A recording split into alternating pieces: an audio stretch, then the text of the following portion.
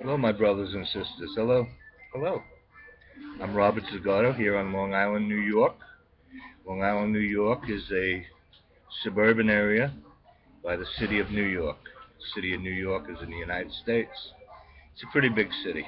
Many of you have heard about New York. It's a city. Today I want to talk about a very serious subject, the persecution of many members of our society overseas in many of the poor nations.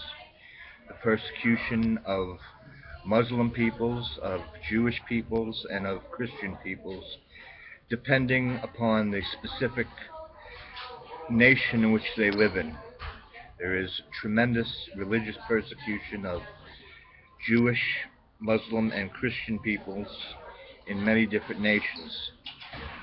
The thing they have in common is they are human beings, and they are suffering greatly at the hands of very ignorant rulers in very ignorant nations. They are human beings no matter what their religion is, what race, color, or creed. They are being treated subhuman by animalistic rulers. Nations like China, North Korea, Nigeria, Kenya, Algeria, Somalia.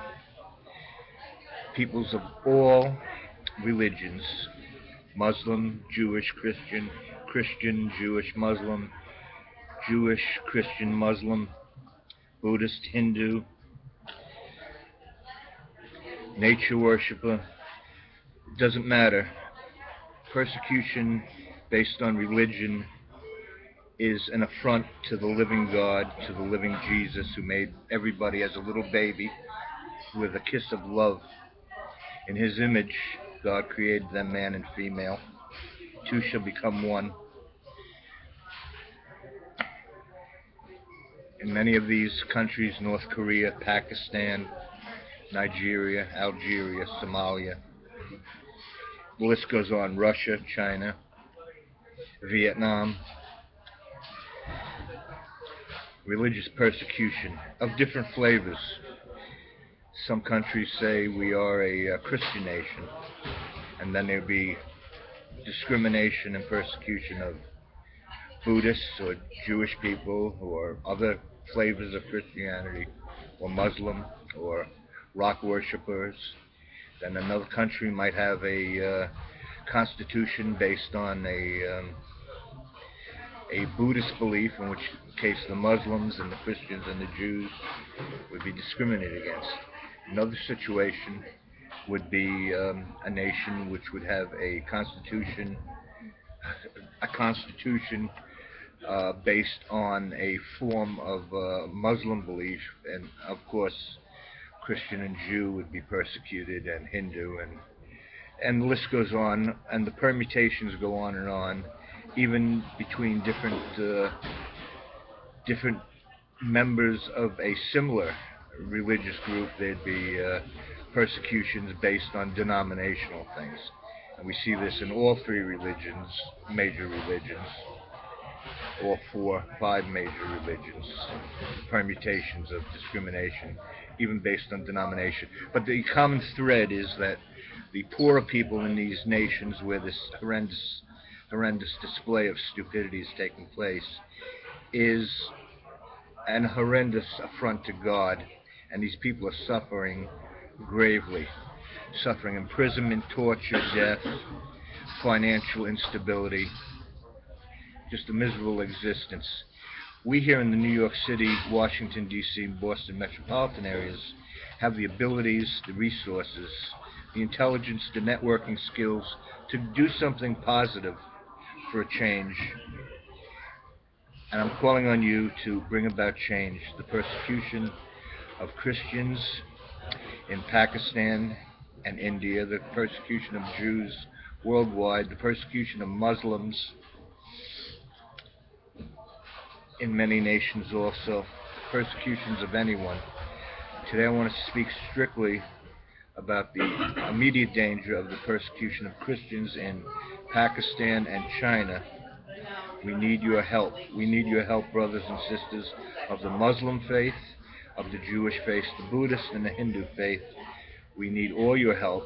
We need people with a heart. I don't care what religion, as long as you have a heart, as long as you have the ability to think and resource together and network together, to cooperate within a group to bring about change, the kind of change that you know is important.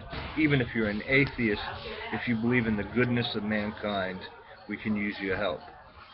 I want you, especially those who are inclined, and also people of ability, capable people, capable men and women of all ages, especially in the New York City and the Washington, D.C. metropolitan area, where we have an understanding and history of understanding things.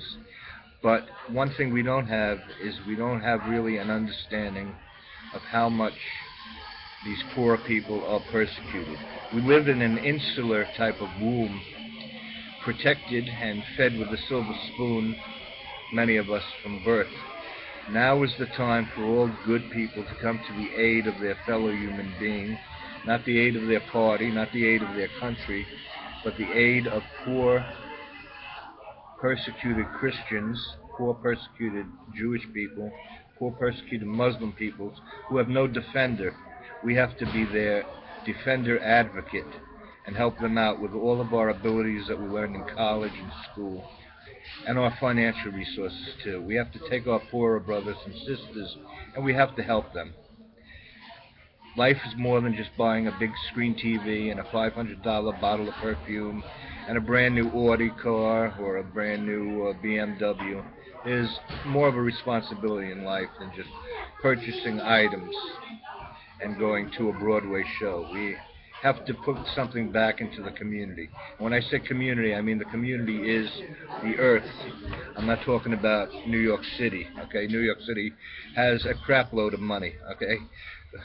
We have to get our money to people who are actually starving to death and being persecuted, the Christians of Pakistan.